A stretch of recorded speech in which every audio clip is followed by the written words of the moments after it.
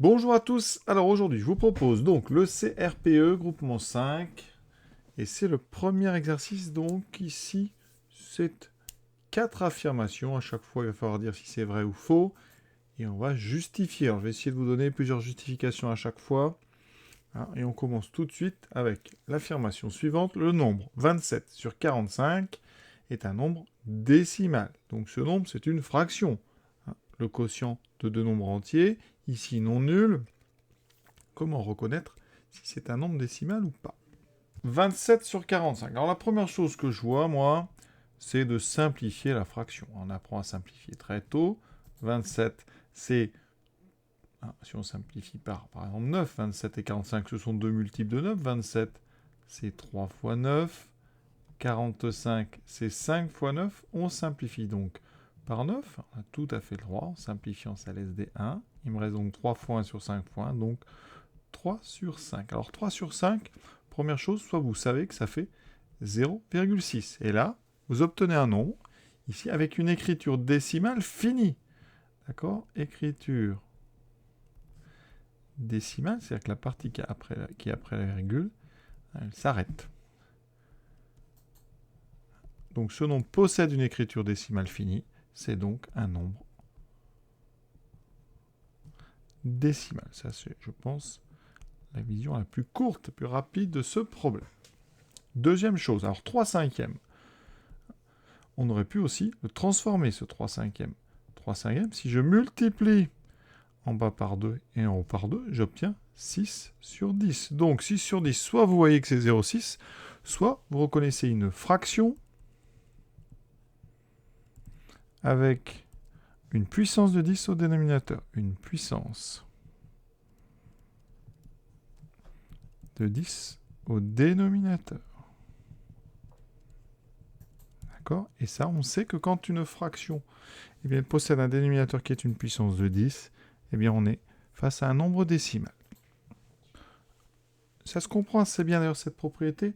Prenez par exemple un nombre, je vais prendre un nombre au hasard, 592, partie décimale finie. Ça veut dire qu'ici, si je le multiplie par 1000, autant de zéros ici que j'ai de nombres après virgule, j'obtiens un nombre entier, j'obtiens 592. Et par division, par 1000, vous voyez que ici, j'obtiens donc 592 sur 1000, et 1000, c'est 10 puissance 3. Donc dès qu'un nombre comme ça a une partie décimale qui s'arrête, vous pouvez trouver donc une puissance de 10, le multiplier par cette puissance de 10 pour que ça donne un entier.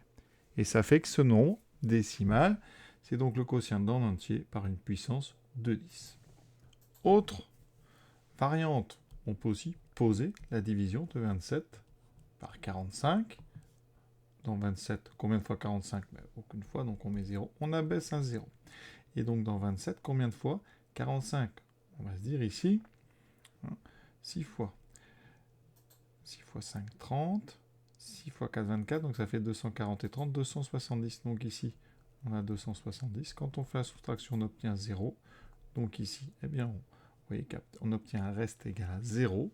Donc notre nombre décimal, notre nombre ici a une partie décimale qui s'arrête directement. C'est donc un nombre décimal. Quand on obtient un reste égal à 0 dans une division de deux entiers, c'est que cette division donne un nombre décimal.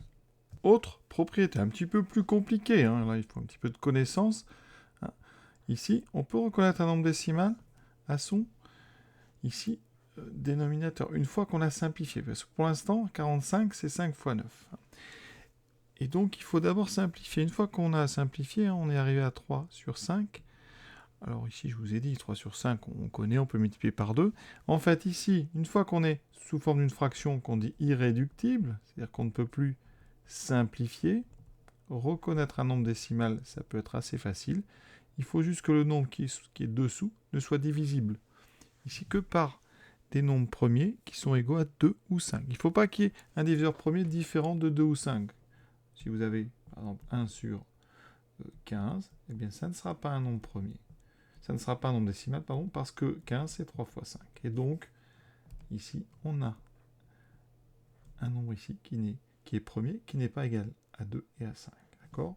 C'est pour ça, si on prend 1 sur 50, on sait que c'est un nombre décimal, parce que 50, c'est uniquement 5 fois 5, donc 5 au carré, fois 2. On a ici que des nombres premiers égaux à 2 ou 5.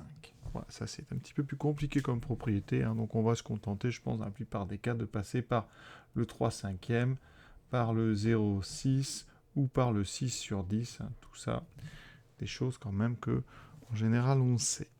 Deuxième affirmation, si A et B sont deux nombres décimaux positifs non nuls, alors le résultat de la division de A par B est plus petit que A. Alors, pour montrer qu'une propriété comme ça générale est vraie, il faudrait montrer que c'est toujours vrai. Donc ça peut être difficile. Pour montrer que c'est faux, il suffit de trouver un contre-exemple. Alors ici, imaginez, on prend deux nombres décimaux et on fait A sur B. Est-ce que A sur B est plus petit que A? Donc ici, est-ce que A sur B est plus petit que A? Même plus petit ou égal? Déjà, on peut se questionner. Les nombres A et B sont positifs. On divise par un nombre décimal, est-ce que ça a tendance à réduire ou pas? Eh bien, pas du tout, parce que quand on divise par exemple par 0,1, un nombre positif, ça le multiplie par 10. Hein. A divisé par 0,1, ça revient à faire A multiplié par, donc ici, 1 sur 0,1, et donc ça fait A fois 10, parce que 1 sur 0,1, c'est 10. Et donc, A sur 0,1, vu que c'est égal à 10 fois A, et que A est positif, ben ça, c'est plus grand que A. D'accord, hein. Je rappelle que A est strictement positif, hein, n'est pas positif, donc non nul. Donc cette propriété, elle est fausse. Alors, pour faire ça proprement, c'est faux. Hein, elle est fausse. Hein, parce qu'on peut trouver un contre-exemple. Hein. Contre-exemple.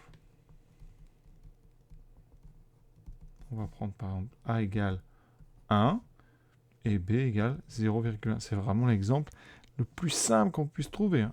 1 divisé par 0,1, c'est égal à 10.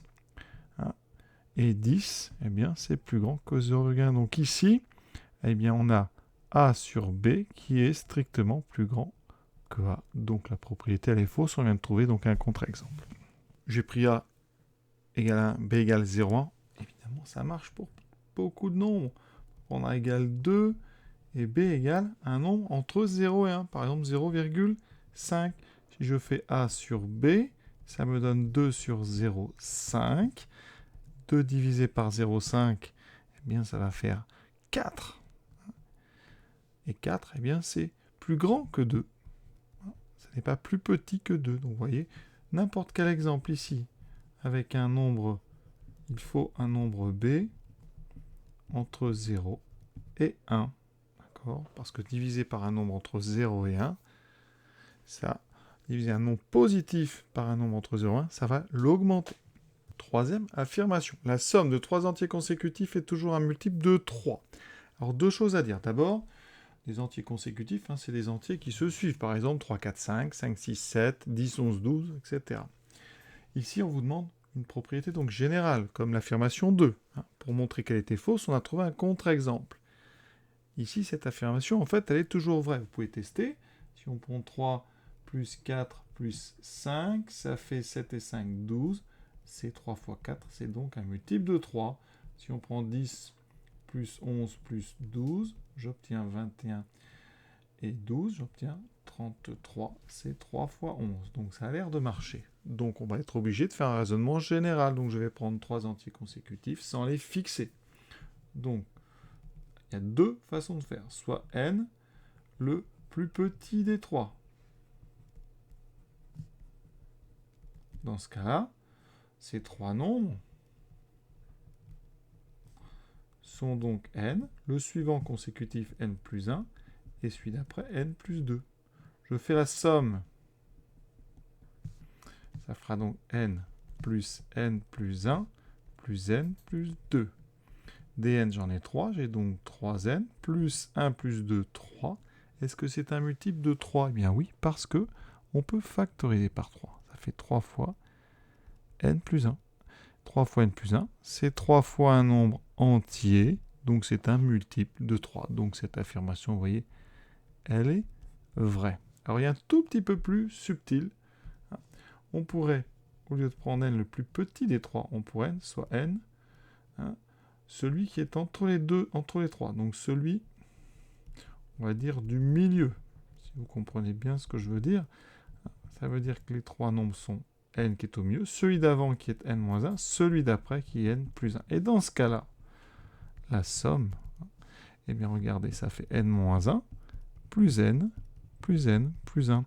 Il y a toujours 3n, 3 donc fois n, mais moins 1 plus 1, ça s'annule. Il me reste uniquement 3 fois n et 3 fois n, puisque n est un entier. C'est évidemment un multiple de 3. Donc cette propriété, vous voyez, elle est vraie. Quatrième affirmation, 42 possède exactement 7 diviseurs positifs. Alors comment on fait ça? Il y a plusieurs méthodes pour trouver tous les diviseurs d'un nombre. On peut essayer de les tester un par un. Donc 42, on commence par le plus petit, on dit voilà 1, 1 ça divise 42, puis 2, c'est bon, 3, ça marche, d'accord, parce que 42, la somme c'est 4 plus 2, 6, ce n'est pas divisible par 4, ni par 5, 6 fois 7, 42, donc on a 6, et on aura 7, 8 ça ne marche pas, 9 non plus, et on fait comme ça de suite. Le suivant, alors vous voyez c'est un peu un petit peu long, alors après on peut essayer, donc 6 fois 7, 42, ici le 3, on sait qu'il y a 3 fois 14, puis en testant tout, alors ça peut vous prendre 5 minutes, hein, mais vous êtes sûr d'arriver au bout, hein, mais ce n'est pas du tout la méthode qu'on recommande. Hein. Donc après, on aura 2 fois 21, puis le dernier, c'est 42. Donc des diviseurs, ici, on en a 8. Voilà, donc je vais quand même faire la liste, hein, la liste des diviseurs. Donc dans l'ordre, il y a 1, 2, 3, 6, 7, 14, 21, 42. Alors c'est à savoir que, pour gagner un petit peu de temps, une fois que vous êtes à 21, entre 21 et 42, vous n'en trouverez pas d'autres. D'accord? Parce que 21, c'est la moitié de 42, donc vous n'aurez pas de diviseur strict entre 21 et 42. Donc ça peut aller assez vite. Dès que vous êtes à 21, c'est fini. Alors comment on peut faire ça un petit peu de façon rusée? Premièrement, on part de 1, et on a une fois 42. Ensuite, on va mettre 2 fois, et on voit que c'est 21. Vous voyez qu'à droite, le nombre diminue. À gauche, il augmente. Et à un moment, quand les deux vont être égaux, ou pas loin, ben on saura qu'on a fait tous les cas possibles. Donc là, on a 3. 3 fois 14. On est déjà à 14. On va faire 4, ça ne marche pas. 5, ça ne marche pas. 6. 6 fois 7. Et vous voyez qu'ici, 6 fois 7, on est déjà... Donc le suivant, mais ça serait 7 fois 6, mais on l'a déjà écrit. Donc là, vous avez la liste de ce qu'on appelle toutes les décompositions de notre nombre 42. Et en ayant la liste des décompositions, vous avez la liste ici de tous les diviseurs. On en a donc 8. Autre méthode avec une décomposition en produit de facteurs premiers. 42. Alors c'est 6 fois 7. Donc c'est 6, c'est 2 fois 3 fois 7. Voilà. On a donc ici comme facteur premier 2, 3 et 7. Voilà. Et une fois qu'on a ça, eh bien on peut procéder, alors soit par une méthode exhaustive, on teste tout, voilà, hein, mais c'est pas forcément très intéressant, mais on peut utiliser ce qu'on appelle un arbre des diviseurs. Donc on va faire un arbre, on dit voilà, dans mes diviseurs, je prends le 2 ou je ne le prends pas. Donc je prends le 2 ou je ne le prends pas. Donc on met un 1. Ensuite, je me dis, voilà, est-ce que je prends le 3 ou est-ce que je ne le prends pas? Est-ce que je mets le 3? Est-ce que je ne le prends pas? Et est-ce que je mets le 7? Est-ce que je ne prends pas? Et vous allez voir qu'en bout d'arbre, eh bien, on a tous les diviseurs qui vont s'écrire. Et on sait déjà combien on en a. On a 1, 2, 3, 4, 5, 6, 7, 8 chemins. Au bout de chacun des chemins, par multiplication, vous aurez tous les diviseurs. Donc ici, on a pris 2, 3 et 7, ce qui fait 6 fois 7, 42. 2 fois 3, 6 fois 1, 6. 2 fois 7, 14. Et vous voyez, hein, c'est une méthode qui est très pratique. 3 fois 7, 21. Ici, on n'a que le 3. Ici que le 7 et ici que le 1. Et on a les 8 diviseurs, vous voyez, obtenus par une méthode qui a l'avantage d'être, qu'on peut comme ça faire, quand on a beaucoup de diviseurs, on peut deviner à l'avance un petit peu le nombre de chemins qu'on a. Ça peut servir ça à dénombrer le nombre de diviseurs différents.